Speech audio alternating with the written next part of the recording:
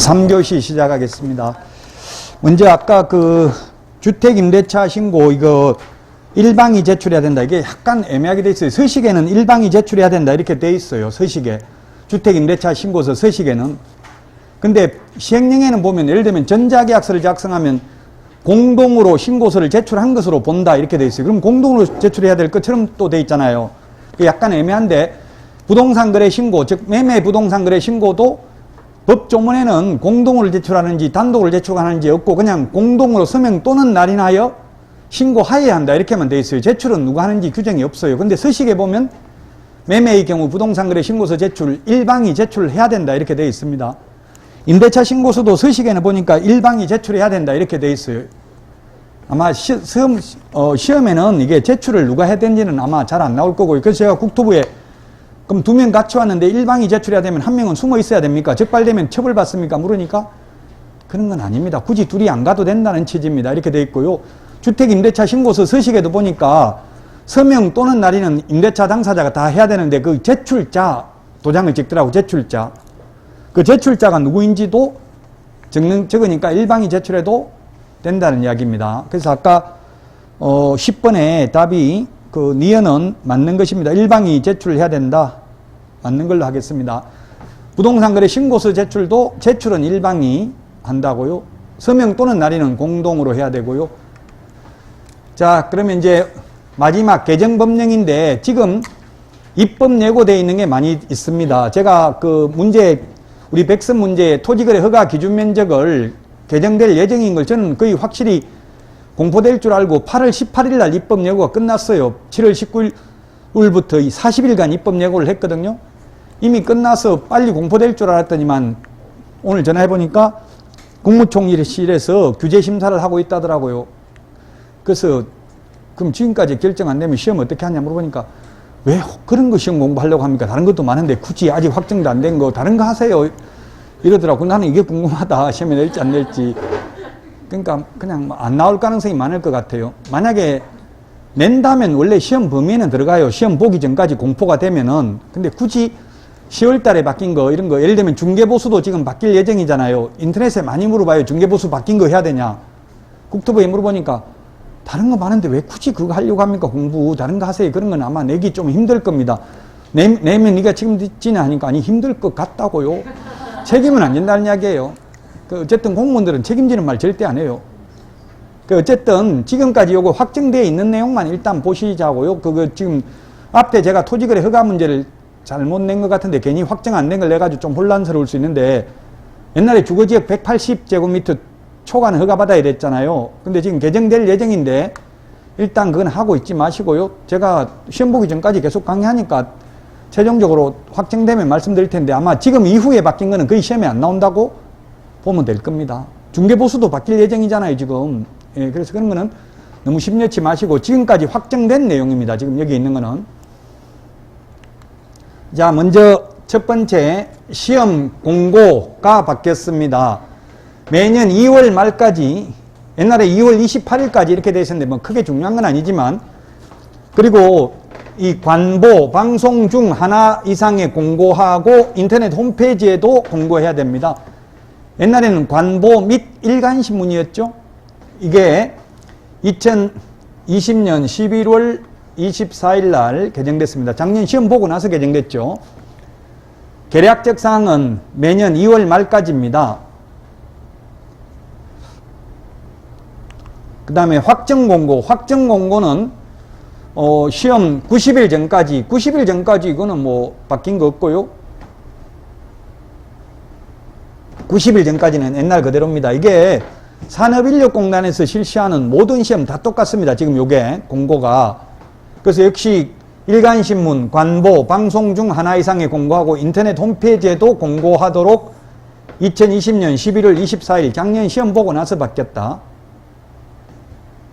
옛날에는 관보 및 일간신문에 공고하도록 돼 있다고요. 2군데만. 근데 지금은 이게 일간신문, 관보, 방송 중 하나 이상의 공고하고 인터넷 홈페이지 등에도 이를 공고해야 된다. 자, 그 다음에 포상금 지급 대상이 바뀌었습니다. 포상금 지급 대상. 7가지죠. 암기 프린트 28번, 무부양, 무부양, 광시, 공시. 바뀐 게 이 네 가지가 신설됐습니다. 네 가지가. 부동산 거래 질서 교란행위 신고센터에 신고해도 됩니다. 옛날에는 등록관청에 신고하거나 수사기관에 고발하는 거 두 가지밖에 없었거든요. 신고센터에 신고해도 됩니다. 이 네 가지가 신설됐다. 네 가지가. 이 세 가지, 이 앞에 있는 이 세 가지는 옛날 그대로의 무등록, 부정한 망보로 등록 양도돼요. 이거는 개정된 거 아닙니다. 요 페이지는. 지금 개정된 게 노란 거 이게 개정된 겁니다. 이 노란 게 광시공시라고요. 광시공시.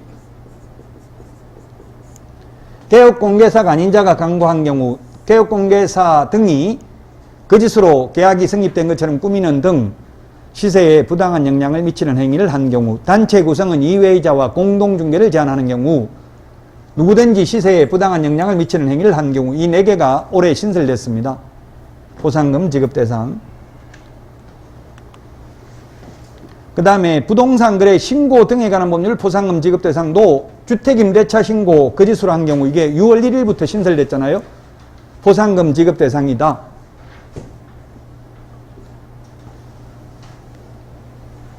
뭐라고 했습니까? 거짓 해임, 거짓 해임을 허가했다. 거짓으로 해임을 하도록 허가했다. 이 중에서 이번에 신설된 게 이게 주택임대차 보증금 차임 등을 거짓으로 신고한 경우 보상금 지급 대상입니다. 지금 다른 시중에 있는 문제를, 모의고사 문제를 보니까 1번부터 4번까지는 가태료 금액의 20%고 1번만 한도액이 있습니다. 1번만, 요거 1번만, 거짓 신고한 경우만. 근데 시중에 모의고사 문제를 보니까 거래하지도 않았는데 거짓으로 부동산 거래 신고를 한 경우 보상금은 가태료 금액의 20%로 하며 그 한도액은 1,000만 원이다 해서 X더라고요. 무슨 말 때문에 X예요? 한도액이 1,000만 원이다. 이 말 때문에 X더라고요. 근데 그 문제는 저는 별로 바람직하지는 않다고 봅니다. 왜냐하면 어차피 이거 1번만 한도액이 있고 2번, 3번, 4번은 한도액까지 갈 수가 없어요. 3,000만 원에 20%면 600만 원밖에 안 되잖아요. 1,000만 원 한도액까지 안 가니까 굳이 한도액을 따로 정해놓은 게 아니라고요. 근데 한도액 1,000만 원이다 이 말 때문에 틀렸다고 하기는 조금 논리적으로 보면 약간 바람직하지는 않습니다. 아마 제가 낸 문제도 마찬가지고 시중에 있는 문제도 보고 공인중개사법은 보면 짜증나는 문제가 많아요. 도저히 논리적으로 안 맞고 짜증나면 그런 문제는 안 해도 돼요. 너무 사이드에 있고 말장난을 해놨으면. 어쨌든 한도액은 이거 1번만 한도액이 있어. 10억짜리 거짓 신고했으면은 가태료가 5%니까 5천만 원이죠? 5천만 원 20% 하면 1,000만 원이죠? 그럼 1,000만 원, 한도액이 1,000만 원입니다. 그럼 20억짜리면 얼마입니까? 20억짜리면 5%면, 가태료 5%면 1억이잖아, 1억. 1억에 20% 하면 2,000만 원이잖아요, 포상금이. 근데 한도액이 1,000만 원이니까 포상금 1,000만 원밖에 못 받는다고요? 자, 어쨌든 1번만 한도액이 있습니다. 여기 1번만 한도액이 있다고 돼 있죠? 1,000만 원. 가태료 금액의 20%입니다. 1번부터 4번까지. 허가받지 않거나 거짓 부정한 망보를 허가받으면 2년 이하의 징역이나 개별 공시지가 100분의 30에 상당하는 금액 이하의 벌금입니다. 외국인 특례에 의해서 외국인이 군문자야에서 허가받지 않는 경우에는 2년 이하의 징역이나 2천만 원 이하의 벌금이죠. 군사기지 및 군사시설보호구역, 문화재보호구역, 자연환경보전법에 의한 생태경관보전지역, 야생생물특별보호구역에서 허가 안 받으면 외국인 특례는 2년 이하의 징역이나 2천만 원 이하의 벌금이라고요. 암기 프린트 55번에 19번, 20번 구분을 해야 되고요. 허가받은 목적으로 사용하지 않는 경우에는 이행강제금 취득가격의 100분의 10% 이하고요. 방치하면 10%, 이용 목적을 변경하면 5%, 임대하면 7%, 기타 7%라고 했습니다.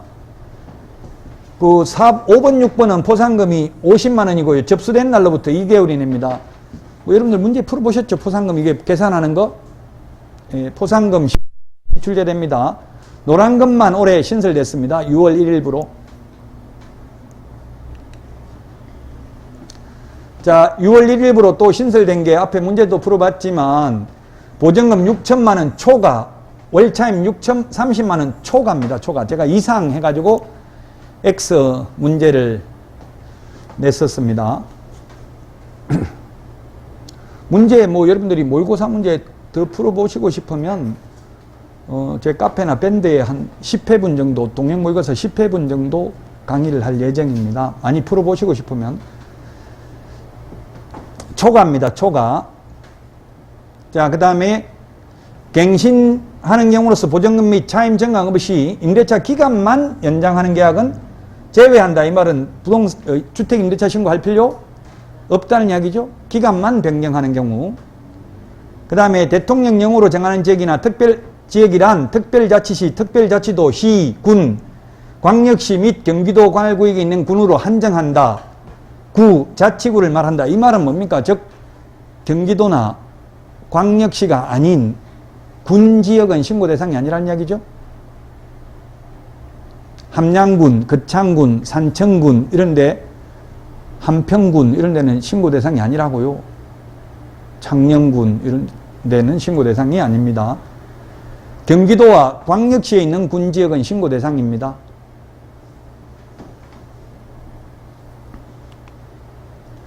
자, 그 다음에 임대차 신고사항,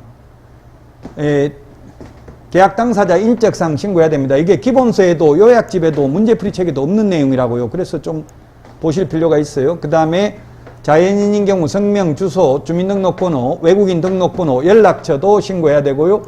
법인명, 사무소 소재지, 법인 등록번호, 연락처, 법인이 아닌 단체인 경우 단체명, 소재지, 고유번호 및 연락처. 고유번호가 있는 게 뭐가 있어요? 지금 이게 유치원이나 어린이집 이런 거는 고유번호증이 있죠? 사업자 등록증은 없고요.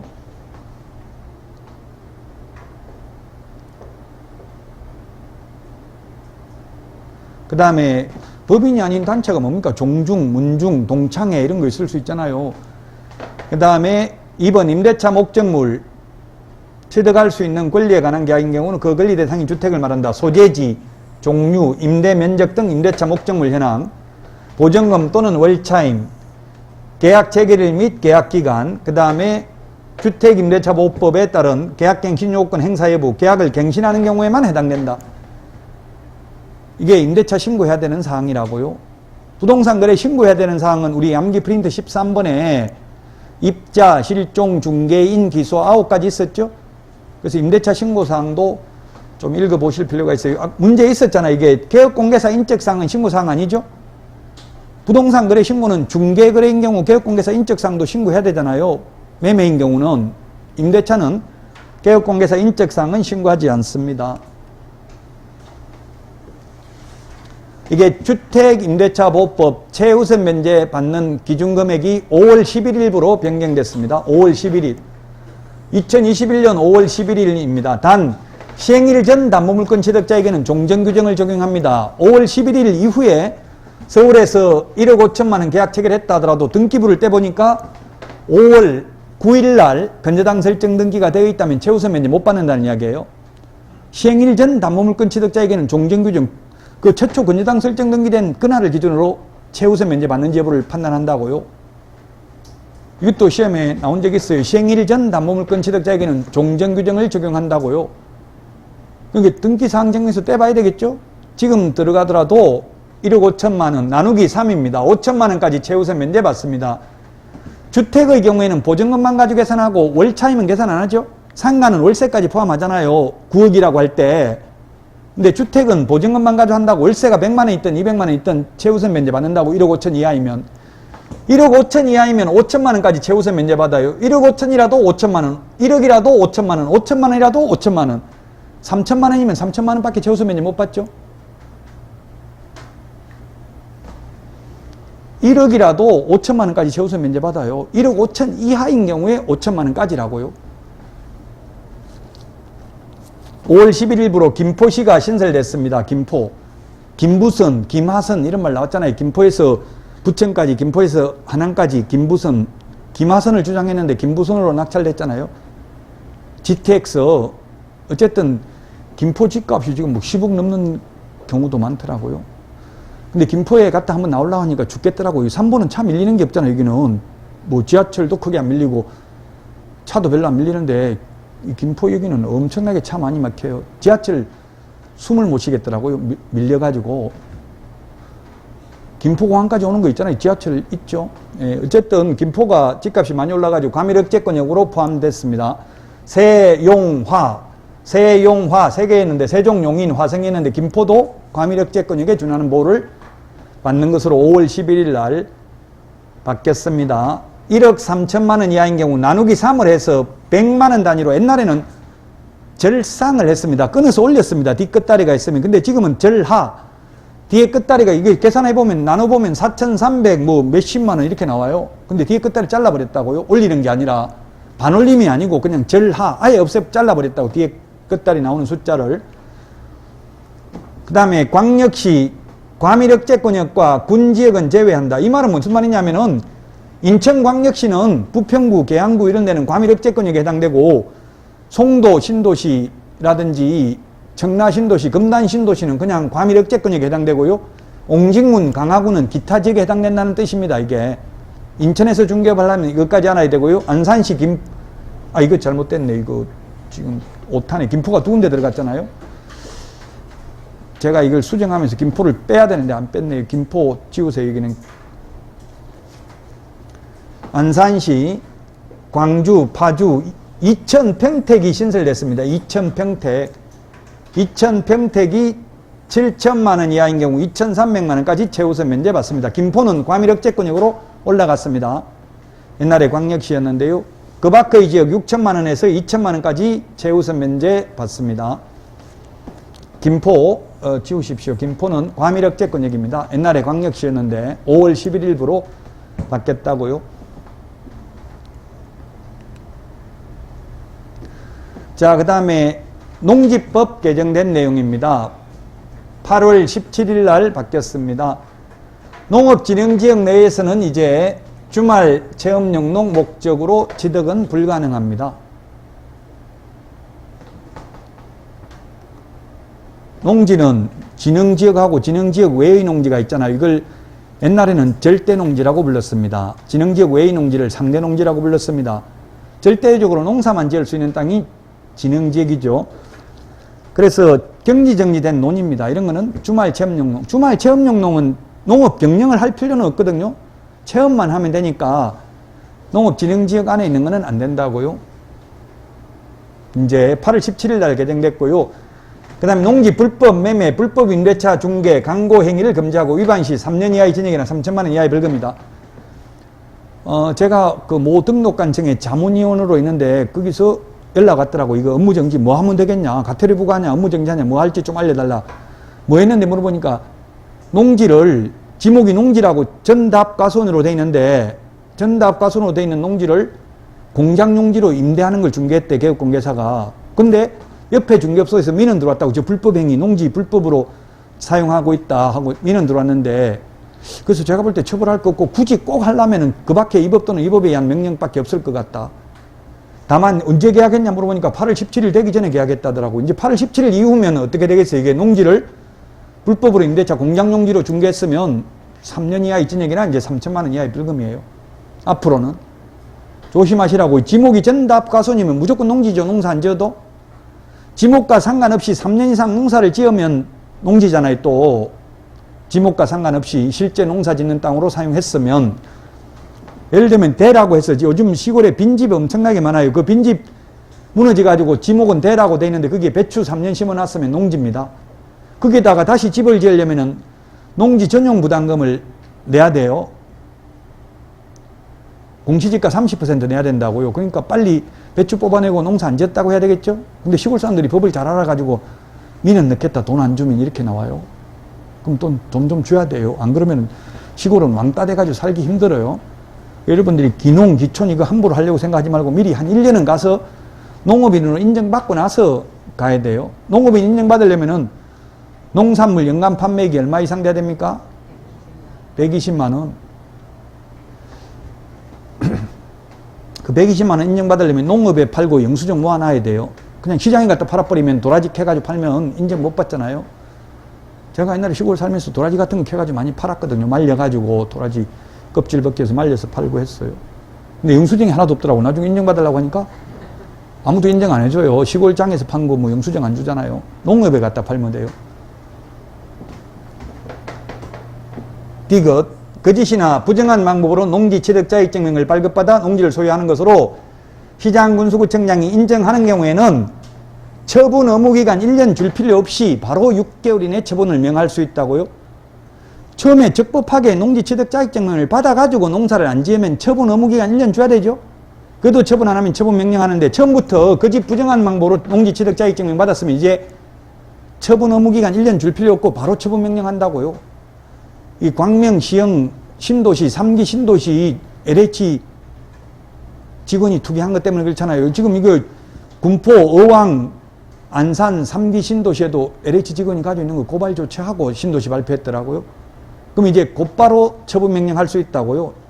처음부터 거짓 부정한 방법으로 농지 취득자격증명 받았으니까 LH 직원이면 그 가서 농사 짓기 쉽지 않잖아요.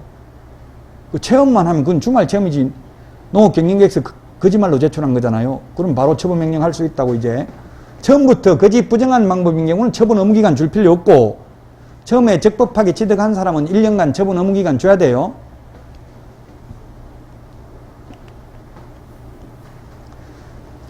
리얼, 농지 소유 제한이나 농지 소유 상한을 위반하여 농지를 소유할 목적으로 거짓이나 부정한 방법으로 농지 취득자격증명을 발급받은 자는 5년 이하의 징역이나 개별 공시지가에 따른 토지가액에 해당하는 금액 이하의 벌금에 처한다. 이게 개정되기 전에는 5년 이하의 징역이나 5천만 원 이하의 벌금이었어요. 5천만 원 이하의 벌금. 이런 거는 현실적으로 징역은 거의 안 가고 벌금 선고되거든요. 뭐 사기죄나 이런 거, 절도죄나 이런 거는 거의 징역형이지만 재산형 범죄는 거의 다 벌금이에요. 사실은 벌금 선고하는데 옛날에 5천만 원이었는데 5천만 토지 가격이 요즘 5천만 원 넘잖아요. 투자 가격이 몇 억 될 가능성이 많죠. 토지 가격의 그 토지 가격에 해당하는 금액 이하라고요. 또 감정평가하고 하려면 시간 많이 걸리잖아요. 그러니까 바로 뭐에 대해서 개별 공시지가에 해당하는 금액 이하의 벌금입니다. 이거 개별 공시지가에 해당하는 벌금 내고 이행강제금 내고 이러면 취득 가격 다 뺏기는 거죠. 결국 그래서 이제 불법으로 농지 취득하지 말라는 이야기입니다. 지금 약 53%가 비농업인이 농지를 소유하고 있대요. 우리나라 농지를 통계가 절반 이상이 지금 농사 안 짓는 사람이 농지를 가지고 있다고. 전부 투기 목적이라고 봐야 되겠죠. 전부는 아니겠지만 대부분은 투기 목적일 가능성이 많죠. 이제 앞으로는 상속받아도 농사 짓는데 사용해야 돼요. 사용 안 하려면 처분해야 돼. 지금 이번 시험에는 반영이 안 되고요. 지금 확정은 됐지만 6개월 후에 시행하는데 지금은 상속받은 경우 농사 안 지어도 되잖아요. 근데 이제 앞으로는 상속받아도 농사 안 지으려면 처분해야 된다고요. 비농업인이 너무 농지를 많이 소유하니까 이번 시험에는 반영 안 됩니다. 괜히 말한 것 같은데 이번 시험 반영 안 된 거. 지금은 농사 안 지어도 되는 게 뭡니까? 주말 체험용 농, 학교가 실습용 농지를 취득하는 경우, 상속받은 경우 이런 건 농사 안 지어도 되죠. 이번 시험까지는 안 지어도 됩니다. 농사. 불법으로 소유 농지를 위탁 경영한 자는 2천만 원 이하의 벌금입니다. 이게 뭡니까? 3개월 이상 국외에 여행한 경우, 3개월 이상 병원에 입원한 경우 위탁 경영 가능한데 해외 1개월 가는데 위탁 경영 시키면 2천만 원 이하의 벌금이라고. 이제 3개월 이상 해외 여행이죠. 자, 비업, 이게 아마 이번에 가장 중요할 것 같은데요.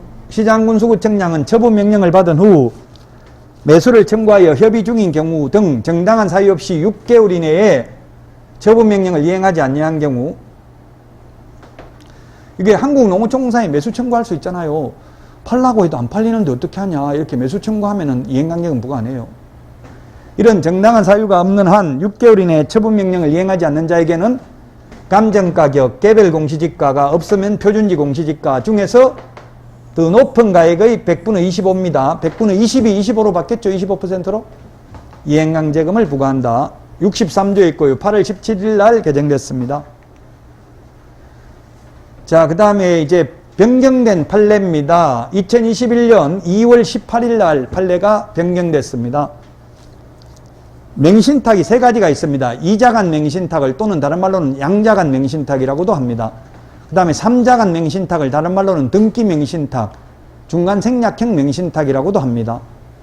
그 다음에 계약 맹신탁 또는 위명 맹신탁이라고 합니다. 이 세 가지 맹신탁의 유형이 있는데 세 가지 유형 모두 수탁자가 수탁 부동산을 임의로 처분해도 이제 횡령죄에 해당하지 않는다.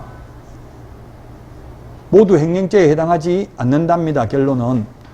이게 판결문 맨 뒤에 이렇게 소극 이렇게 되면 인정하지 않는다는 뜻이고요. 적극 이렇게 돼 있으면 인용한다는 뜻이에요. 판결문 보면 소극, 적극 돼 있죠. 가로 해가지고. 적극은 그렇다. 그 말이 맞다. 이 말이고요. 소극은 인정되지 않는다. 이 뜻이에요. 성립하는지 여부, 소극 성립 안 한다. 이 말이에요. 적극 해놓으면 성립한다. 이 말이라고요. 여러분들이 대부분 종합법률정보에서 이게 마지막에는 판결문 제목만 보고 소극, 적극만 보고 넘어가야 돼. 다 읽을 시간이 없잖아요. 그럼 소극 이 말은 성립 안 한다. 적극 이렇게 돼 있으면 성립한다. 이 뜻이라고요. 이제 횡령죄 성립하지 않습니다. 모든 거 다.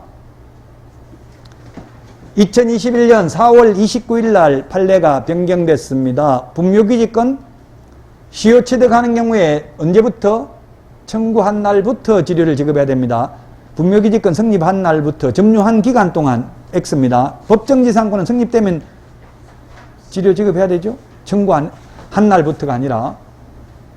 다만 지료액이 결정 안 됐으면 이제 청구해가지고 지료 청구 소송에 의해서 금액은 결정되겠지만 분묘기지권은 청구한 때부터 지료를 지급해야 됩니다. 지금 아까 이거 문제 봤던 거 이거 2021년 5월 13일 판례라고 올해 판례잖아요. 올해 3개의 차임에게 이르도록 차임을 연체한 적이 있는 경우 계약갱신 요구를 거절할 수 있고 권리금 회수 기회를 보장해 주지 아니할 수 있는데 이때 3개의 차임액을 연체한 적이 달하도록 연체한 사실이 있다면 있는 경우 이거는 언제든지 임대차 기간 중에 언제라도 3개의 차임액을 연체한 적이 있으면 계약갱신 요구를 거절할 수 있다. 근데 해지할 당시에 3개의 차임액이 연체되고 있어야 된다 했죠? 1년 전에, 2년 전에 연체된 거 가지고 아무 말 안 하고 가만히 있다가 몇 년 지나고 나서 옛날 3년 전에 너 연체한 적 있잖아. 지금 당장 해지하겠다. 이건 안 된다고요. 그러나 계약갱신 요구 거절은 권리금 회수기에 보장 안 되는 거는 한 번이라도 3개의 차임액을 연체하고 있었다면 나중에 권리금 회수기에 보장 안 되고요. 계약갱신 요구권 인정되지 않습니다.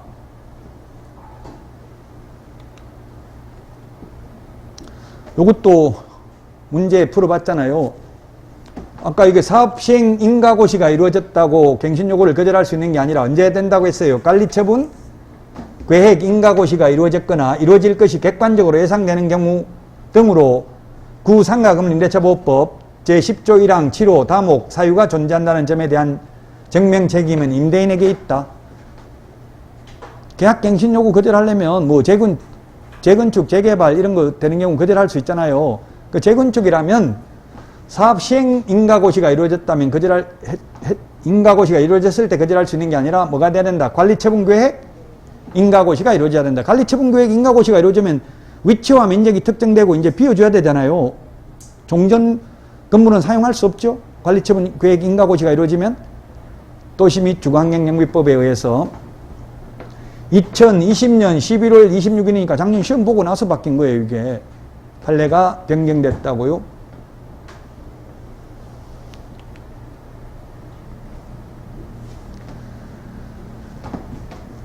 자, 그 다음에 명의수탁자가 신탁부동산을 임의로 처분하거나 강제 수용이나 공공용지, 협의취득 등을 원인으로 제3취득자 명의로 이전 등기가 마쳐진 경우 특별한 사정이 없는 한 제3취득자는 유효하게 소유권을 취득한다. 명의신탁관계는 당사자의 의사표시 등을 기다릴 필요 없이 당연히 종료되었다고 볼 것이지 주택 재개발 정비사업으로 인해 분양받게 될 대지 또는 건축물에 대해서도 명신탁관계가 그대로 존속한다고 볼 수는 없다. 이렇게 되어 있는데요. 이 판례는 뭐냐 하면 A명의로 등기를 해놨다고. A명의로. 근데 이게 재건축이 이루어졌어요. A명의로 등기를 하는데 재건축이 이루어지니까 정비조합하고 그 누가 수분양자 그 명의자가 받을 거 아니에요. 분양을. 그러면 명신탁자가 수탁자를 대상으로 명신탁관계가 존속한다 주장할 수 없다고요. 나무 이름으로 등기하지 말라는 이야기예요. 이제 끝이라고. 재개발, 재건축이 이루어져가지고 다시 그 명의자가 분양받을 거 아니에요. 그럼 분양받으면 옛날 명의신탁 관계를 이유로 명의신탁이면 부당이득 청구 이런 거 가능하잖아요. 불가능하다는 이야기에 이제 분양받아버리면 끝이에요. 그러니까 나무 이름으로 등기하지 말라는 이야기예요. 제3취득자는 유효하게, 제3취득자가 누구냐면 이게 조합이에요. 조합.